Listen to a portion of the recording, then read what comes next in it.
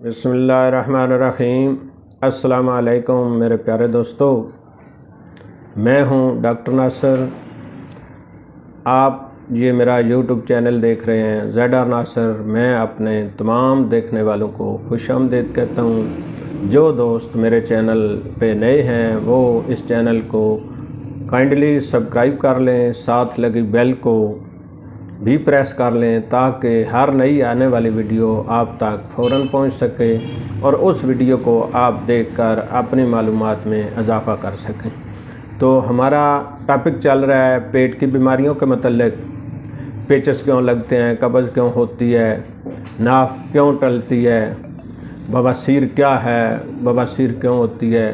تو اس پہ آج میں جو بات کر رہا ہوں وہ ہے ناف کے متعلق کہ ناف کیوں ٹل جاتی ہے یا ناف ہے کیا، یہ کیسے ہوتی ہے، اس سے تکلیف جو ہوتی ہے وہ کیا کیا ہوتی ہے۔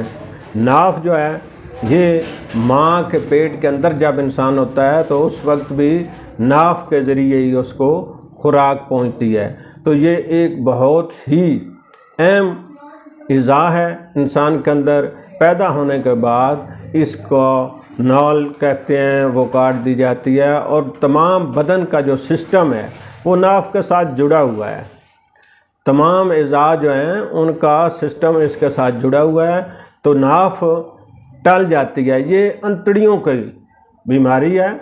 انتڑیاں جو ہیں ہماری، ان میں ڈسٹربنس ہوتی ہے، وہ خراب ہوتی ہیں، ان میں سوزش ہو جاتی ہے، ان میں گرمی ہو جاتی ہے، جس کی وجہ سے ناف جو ہے وہ ناف ٹل جانا جس کو کہتے ہیں۔ تو عام طور پہ یہ گرمی کی وجہ سے ٹل جاتی ہے، خاص کر گرمیوں کے موسم میں، لیکن وہ عارضی ناف ٹل جاتی ہے۔ بعض لوگ اس کو ملا کر، یعنی کچھ ایسے ٹوٹکے ہوتے ہیں لوگوں کے جو دیسی جس کو آپ کہہ سکتے ہیں، وہ اس کو ملتے ہیں تو وہ ٹھیک ہو جاتی ہے۔ وہ بھی گرمیوں کے موسم میں جو عارضی ناف ہوتی ہے۔ میں آپ کو یہ واضح کر دوں کہ بعض لوگ جو ہیں ان کو یہ کئی سالوں سے پرانی چل رہی ہے ناف، لیکن وہ پھر بھی اس کو ملاتے رہتے ہیں، نہیں وہ نہیں ٹھیک ہوتی۔ جب تک آپ اس کا علاج نہیں کریں گے ناف ٹھیک نہیں ہوگی۔ تو اس کا جو لب لباب ہے، ناف کا پڑنا، ناف کا ٹل جانا، یہ ہے گرمی اور خشکی۔ یعنی آپ کی انتڑیوں میں، آپ کے معدے میں، آپ کے جگر میں جب خشکی زیادہ ہو جائے تو آپ کو ناف کا مسئلہ بن جاتا ہے۔ تو عام طور پر ڈاکٹری زبان میں ڈاکٹر جو ہیں وہ اس کا کوئی خاص نوٹس نہیں لیتے کہ ناف ٹل گئی ہے جی، ناف کیا ہے، نہیں، وہ جو علامات سامنے ہوں اس کا علاج کرتے ہیں۔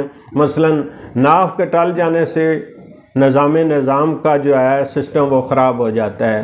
بعض اوقات لوگوں کو قبض ہو جاتی ہے، بعض لوگوں کو پیچس لگ جاتے ہیں، بعض لوگوں کو انتڑیوں میں درد ہونا شروع ہو جاتا ہے، بعض لوگوں کو کھانا ہضم نہیں ہوتا۔ اس کی علامات جو ہیں وہ میں آپ کو بتا رہا ہوں کہ جو ناف ٹل جائے اس میں آپ کو بھوک کم لگے گی، آپ کو قبض بھی ہو سکتی ہے، آپ کو پیچس بھی لگ سکتے ہیں، انتڑیوں کے اندر سوزش ہو جاتی ہے، انتڑیوں کا تمام نظام جو ہے وہ ڈسٹرب ہو جاتا ہے۔ بعض اوقات اتنے زیادہ پیچس لگ جاتے ہیں جس کو آپ ڈائریا کی طرح بار بار پیچس کی حاجت ہوتی ہے، بار بار پیچس کی حاجت ہوتی ہے، جس سے پانی کی بھی کمی ہو سکتی ہے۔ تو ناف جو ہے یہ بہت بڑا ایک ایشو ہے ہمارے جسم کے اندر، اس کو معمولی نہ سمجھیں۔ تو اس وقت جو پاکستان میں خاص کر مجھے جس بات کا علم ہے، یہ تقریباً 80% لوگوں کو ناف کا مسئلہ ہے، جس کا کسی کو علم نہیں ہو رہا، کوئی اس کا علاج نہیں کر پا رہے۔ بعض لوگوں کو بس پیٹ خراب ہے تو وہ میڈیسن معدے کی لیتے رہتے ہیں، جبکہ انتڑیاں آپ کی خراب ہیں۔ ٹھیک ہے، انتڑیوں کی وجہ سے معدہ خراب ہے۔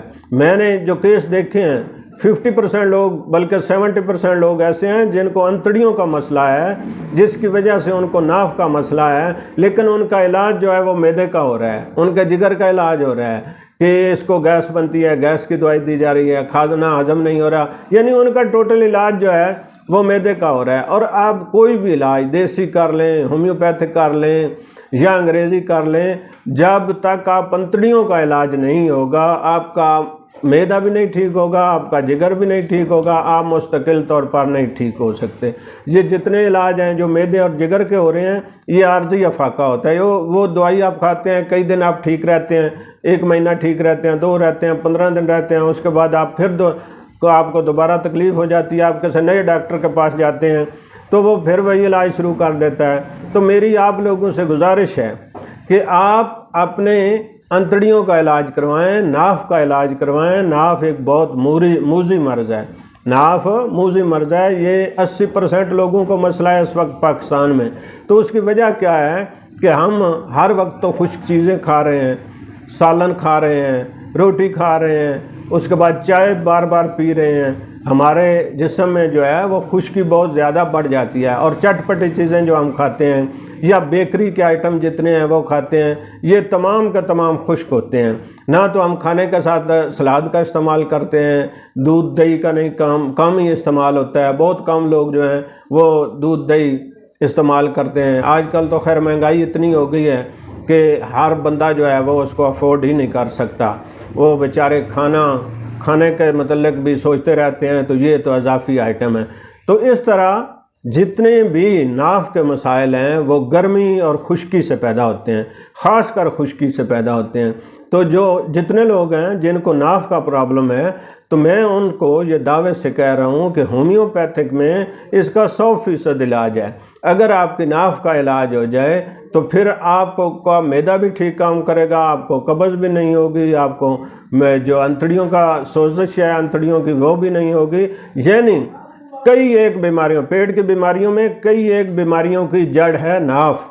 अगर बंदे की नाफ ठीक है तो आपको बहुत कम इस किस्म के मसाइल का सामना करना पड़ेगा, जैसे आए रोज़ पेट का ख़राब होना, मैदे का ख़राब होना, मैदा हज़म नहीं कर रहा, या पेचस लग जाते हैं, या आपको खुश्की का सामना करना पड़ता है। तो आप लोगों से ये गुजारिश है कि अपनी नाफ का भी ख्याल रखें कि कहीं आपको नाफ तो नहीं पड़ी हुई। तो डॉक्टर साहबान तो शायद चेक भी इसको नहीं करते कि नाफ है क्या या नाफ क्यों पड़ती है।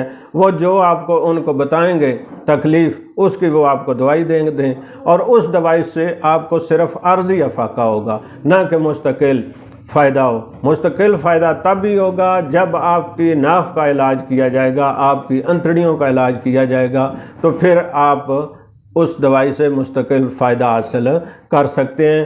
तो मैं आपको ये कह रहा हूँ, दावे से कह रहा हूँ कि जितनी भी पुरानी नाफ हो उसका होम्योपैथिक में 100% इलाज है, और वो इंशाअल्लाह आप होम्योपैथिक इलाज कराएंगे तो आपकी नाफ ठीक हो जाएगी और मुस्तकिल तौर पर ठीक रहेगी।